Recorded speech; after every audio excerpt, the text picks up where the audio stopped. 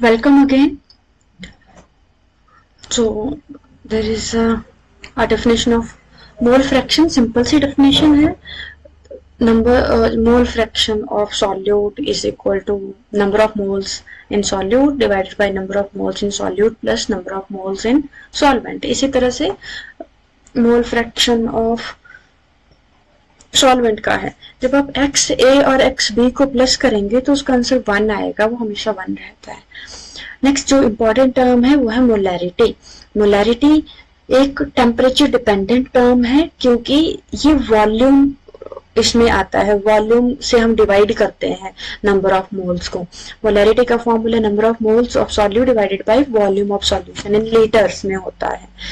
और number of moles का होते हैं formula given mass upon molar mass, हमने प्रीवियस वीडियो में देखा था, इनटू वॉल्यूम.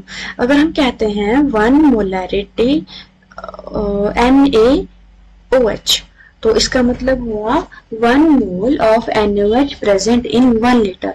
अगर ऐसे बोले ना NaOH की मोलैरिटी 1 मोलैरिटी है NaOH की, तो इसका मतलब हुआ कि 1 लीटर में 1 मोल NaOH प्रेजेंट है.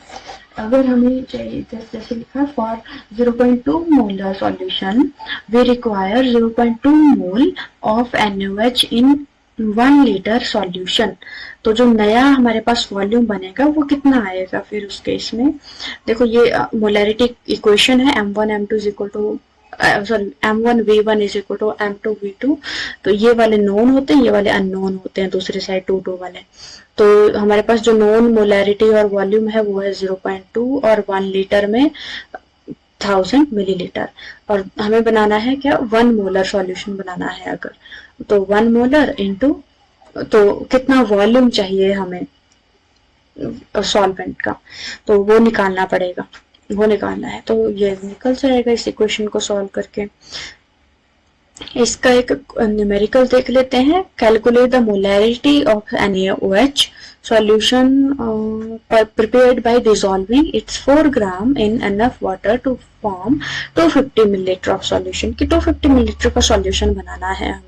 तो देखो गिवन मास फॉर्मूला क्या है मोलैरिटी का, given mass upon molar mass into volume. तो गिवन मास दिया है हमें 4 और मोलैरिटी होती है NaOH की, सॉरी मोलर मास होता है NaOH का ये, एन सोडियम का 23, ऑक्सीजन हाइड्रोजन का 1, ऑक्सीजन का 16, तो 40 हो गया टोटल. तो 40 से डिवाइड कर दिया है और 250 मिलीलीटर में दिया है, इसको लीटर में कन्वर्ट करेंगे तो ऊपर जाके ये 1000 से मल्टीप्लाई हो जाएगा. अब आपके पास आंसर आ जाएगा इसको कट करके. अच्छा नेक्स्ट है molality. Molality temperature independent term है क्योंकि मास पर डिपेंड करती है ये. Molality is equal to number of mole upon mass of solvent in kg. ये kg में होता है mass. The density of 3 molar solution 3m solution of NaCl is 1.2. Density दी है आपको और 3m सॉल्यूशन दिया है, मतलब मोलैलिटी दी है 3. इसका मतलब वो 3 मोल पर लीटर. तो इट मीन्स कि mass of NaCl in 3 litre कितना आ जाएगा, सॉरी इन 1 लीटर, 1 लीटर में कितना मास होगा. 3 को ये NaCl के मोलर मास से मल्टीप्लाई कर दो 175 ग्राम आ जाएगा NaCl का. तो डेंसिटी दी है, डेंसिटी का formula mass upon volume. Volume 1 litre में कितना होगा, तो 1 लीटर में निकाल लो मास आ जाएगा 1 लीटर में, मास ऑफ सॉल्यूशन 1 लीटर. तो ये बन जाएगा 1250 ग्राम. अब हमें मास ऑफ सॉल्यूट निकालना है, वाटर में मिक्स किया है ना इसको. तो टोटल तो हो गया सॉल्यूशन का 1250. अब 1250 में से हमें दिया है NaCl का कितना आया है, हाँ NaCl का मास आ गया है 175. तो 175 को माइनस कर दो 1 होगा यहाँ पे 175. तो 1075 1075 ग्राम आ गया. ये आ गया सॉल्यूट का, क्योंकि डिवाइड, अच्छा हाँ ये आ गया सॉल्यूट का, सॉरी सॉल्वेंट होना था यहाँ पे, मास ऑफ सॉल्वेंट.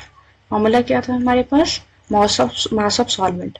तो यहाँ पे मास ऑफ सॉल्वेंट आएगा ये. तो वाटर तो सॉल्वेंट की तरह काम कर रहा है यहाँ पे. तो मोलैरिटी निकाल लो. नंबर ऑफ मोल्स दिए हैं हमें 3 मोल्स हैं डिवाइडेड बाई 1075. ये किस में ग्राम में है, तो हमें तो इसको किलोग्राम में लिखना है. तो ऊपर मोलैरिटी आ जाएगी 2.7 ग्राम. अब मोलैरिटी इसी तरह से कुछ और क्वेश्चंस भी हैं. इनको हम बाद में डिस्कस करते हैं नेक्स्ट वीडियो में।